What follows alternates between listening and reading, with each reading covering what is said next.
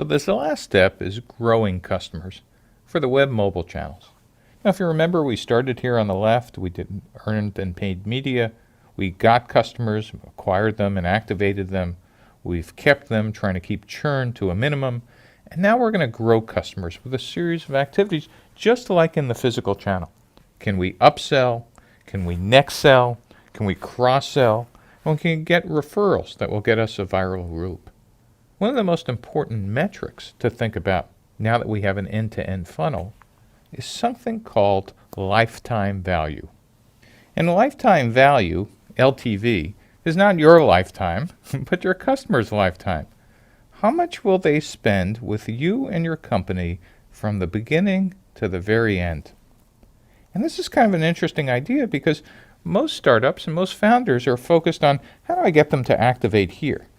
But for you to be a successful company and actually thinking about how much you could spend on them over here, you need to understand, can I get them to spend more and more over time, and how to keep them longer and longer by reducing churn?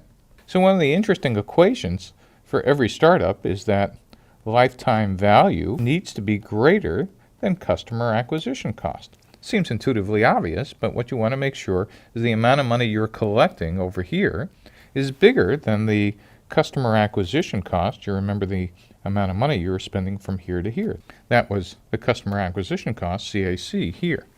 So lifetime value needs to be greater than customer acquisition cost. And as you get more familiar with your company and start talking to investors, the real interesting thing is, what is this ratio?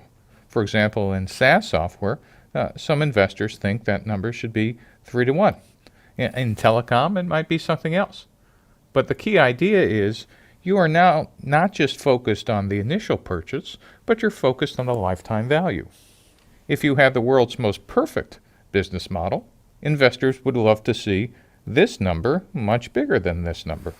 And so what you want to look for is a well-balanced model that takes into account how much you need to acquire customers, but how much ultimately you will extract from them over the lifetime.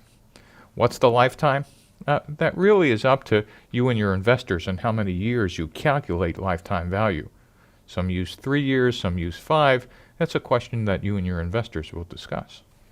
This acquisition cost versus lifetime value discussion really is a balancing act.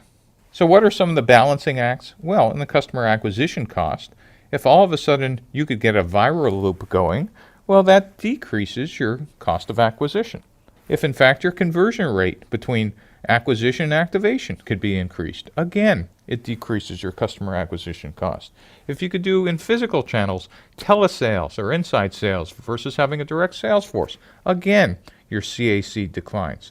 The idea is, what can you do to make this very efficient? And therefore also on lifetime value. How do you reduce churn and attrition in keeping customers? Do you have scalable pricing? Are you cross-selling and upselling a lot? Can you expand your product line? And again, are you getting a viral loop and referral loop from happy and satisfied customers telling others word of mouth? And so this is a balancing game. And for first-time entrepreneurs who are focused here, it's really important to think about customer acquisition cost and lifetime value.